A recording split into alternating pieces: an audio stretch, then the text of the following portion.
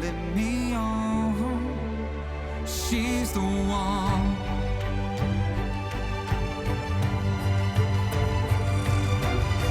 When you get to where you wanna go, and you know the things you wanna know, you're smiling.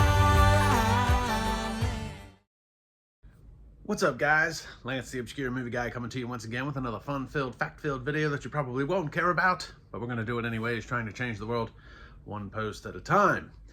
Now, if you guys have been following me, which you should, you'll remember that a couple months back, I did a trailer reaction for Better Man, the biopic featuring around the career of Robbie Williams. And a lot of you don't know who Robbie Williams is, or at least none of my American viewers really probably don't know who Robbie Williams is. But I've been a huge fan of his for ever. And just to kind of recap, you know, Robbie Williams has been in the music business for 35 plus years now. He's got 14 #1 albums. He's got 7 #1 singles.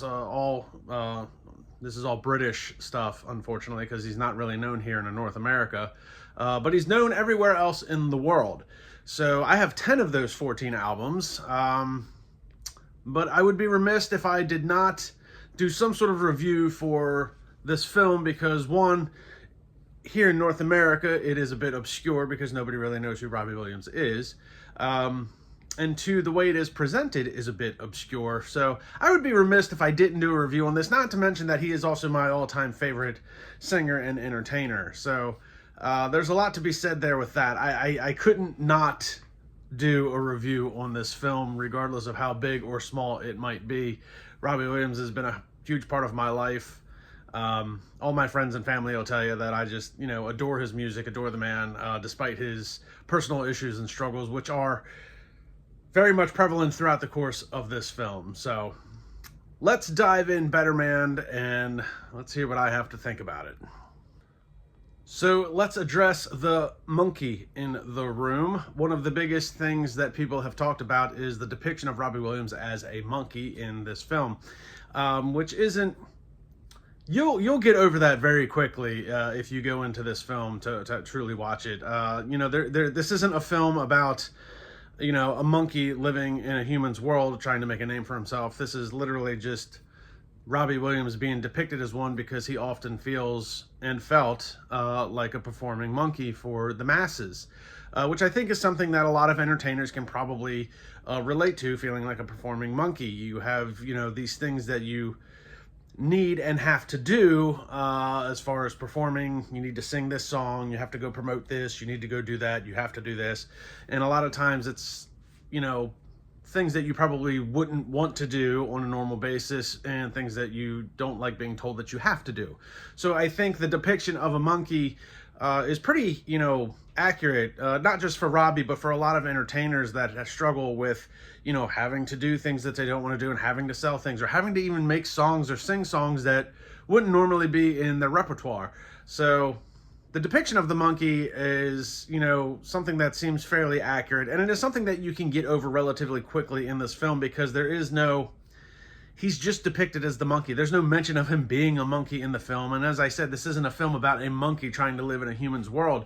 So in the first few minutes, you might be like, well, this is kind of weird, but after that, the first 5 minutes, you're going to forget about it, and you're going to see Robbie for who he is and not as the monkey. Now, because Robbie's career is so expansive and so long, and actually he is still relevant, he still performs to this day.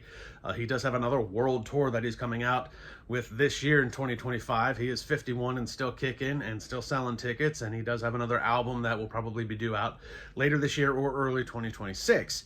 So it is hard to encapsulate a 35 plus year career that is still relevant into 2.5 hour film. This film runs about 2 hours and 12 minutes and really follows his early years from about 1989 to early 90s to about 2001, 2002. You know, it only covers about those 10, 12 years of his career, which were the most strenuous. Obviously, his rise to stardom, his dealings with depression, alcoholism, drug addiction, suicide, and then trying to bounce back from that towards the end of the film. So it is, if you're a fan of Robbie Williams and you're familiar with his career, you'll notice that this doesn't really expand on everything, unfortunately, because his career is so expansive that they do kind of cut it off really at act one of his career, we'll say. I would say he's probably in the third act of his career at this point. This movie's only going to cover the first act of his career, from Take That, which was a British boy band, to him breaking off into a solo artist, and then his bout with depression, like I said, drugs, alcohol, suicide, and all that fun stuff in between. I think the beauty of this film, I would say probably for us Americans, if you're not a fan of Robbie Williams, you don't need to be a fan of Robbie Williams in order to enjoy the film. If you go into it blind because you don't know anything about Robbie, you can definitely look at this as a fictional type movie about a pop star that just is struggling with the fame, the fortune, the notoriety that comes with things like that, and the celebrity that he is. So you can go into this not being a fan of Robbie Williams and still enjoy the movie and still take something away from the storyline in and of itself. If you are a fan of Robbie, then it does shed a lot of light on his vulnerabilities that he had rising to pop stardom. Robbie's never been one to, how do I put this? He's always been very open about his vulnerabilities, his battle with depression. He's always been very open about all that stuff. And this is stuff that he still struggles with. And he'll tell you in an interview that he still struggles to this day with depression, being an introvert in an extrovert's world. But if you're not a fan and you don't know who he is, you can still take a lot away from this movie because it is a good story and it was well written. And I think that's one of the things that is probably the most relatable, is that if somebody is dealing with depression, they can probably see a little bit of themselves in this movie. Another thing you can take away from this is if you're a fan of musicals, well, the soundtrack is going to be something that you can definitely get a kick out of. However, I will say that unlike The Greatest Showman, which is another Michael Gracie directed film, this one doesn't heavily rely on the musical aspect of the movie because there is so much to tell with the story. There's a couple of fun musical numbers and there is a couple of fun little montages early on in the movie. But towards the middle to the latter part of the movie, a lot of that goes away because you are dealing with his depression and his self-deprecation, and the movie takes a little bit of a, I don't want to say darker tone, but a little bit of a more somber turn. So you don't get that fun musical numbers that you were getting in the beginning of the movie. You're getting a lot of music that is made at the expense of something. There's a great scene in the film between Robbie and Guy Chambers. Guy Chambers, and I even talked about this in the trailer reaction video, but Guy Chambers has been critical to Robbie's career. And there's a great scene when those two meet about music, and Guy, says something to the effect that, about the songwriting, it has to cost you something.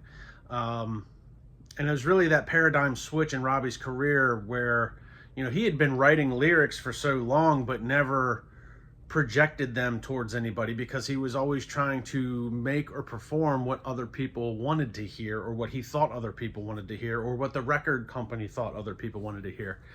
So it turns out a lot of these lyrics that he wrote never got out until he got with Guy Chambers, and Guy brought the best out of Robbie, which unfortunately is also the worst internally for Robbie. It's really an interesting segment of the movie, and it was really got to be an interesting part of Robbie's career because without Guy Chambers pulling those strings to get him to, be vulnerable and shed those lyrics and share them with people, Robbie would not be where he is today for sure. I think ultimately there's a little bit of everything in this movie for almost everyone. I went and saw it with my wife and my kids, and obviously my wife's been with me for a very long time. She knows how much I, enjoy Robbie Williams. I've turned my kids on to him. They're not his favorite, but they do tolerate him. But even they had, a relatively good time watching the film. So it's interesting that it's fitting, really, because if you do listen to Robbie Williams, He touches on so many different genres of music that he has a song for almost everyone. And it's fitting that the film has almost something for everyone in it, whether it be a little bit of action, the musical aspect, if you like dramas. It's very relatable in a lot of different ways for a lot of different people. If I take my fandom out of the equation for this film, and I disregard the fact that it's a Robbie Williams film, because I am such a huge fan, but it is unfortunately relatable to me because I myself am coming to the realization that I am dealing with some very severe depression and anxiety issues that I don't know if it's just suppressed for so many years that it's manifesting itself, or if it's just my psyche is getting worse as I get older. But depression for me is becoming a very real issue recently in the last couple years of my life. And a lot of times during this film, it's nice to know that I'm not the only one that feels the way I do. And even with somebody as big and bold as Robbie Williams, still struggles to this day with a lot of aspects. And it's very scary for me to come to some of these realizations. But at the same time, it is the first step in correcting them, recognizing that you have issues, and then seeking help and all of the things in between. So I am at that point where I am now recognizing that I do have severe depression issues and anxiety issues, and it's not just me that deals with them. So if you are somebody that is dealing with depression, you might find a little bit of yourself in this film, as I did. And if you're not suffering from depression, hopefully it'll shed a little bit of light on somebody in your life that may be dealing with depression and how they're seeing the world, because it's kind of scary. Despite all that, the film is actually very well written, and as I said earlier, it is hard to encapsulate a 35 plus year career into 2.5 hours. That's why I feel like they did a good job of just segmenting the first act of Robbie's career.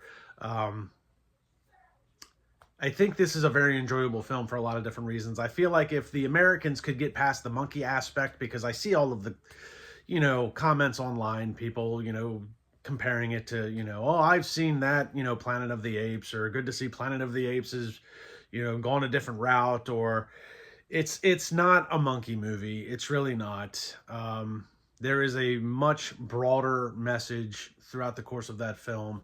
And even if you, like I said, even if you don't know who Robbie is, you can go into the movie a little blind. It is still a very good story to watch. And I think like I said, there's something everybody can take away from this film. So I implore you to go seek this film in theaters or check it out on demand when it does become available. I know for a fact that, I am a little biased because I am such a Robbie fan, but I do this enough that I can take myself out of the fandom equation of that aspect and still enjoy the film for what it was.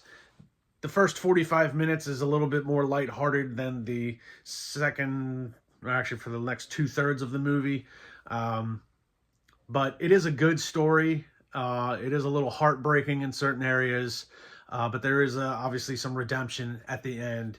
And I think it's a lot of, there's a lot of things in there that may not seem original, but you also have to remember that there's a lot of people in this world and a lot of people experience a lot of the same things. Robbie just happens to experience them all, unfortunately, and that may be part of his battle with depression. But I implore you to go see this film. I highly recommend it. It's going to be a good time. If you're unfamiliar with Robbie, you can get familiar with his music throughout the course of the film. You can also look him up on YouTube. I even said that, with the trailer reaction video, go look up some of Robbie's clips, songs, interviews, and just get an idea for what this guy's about.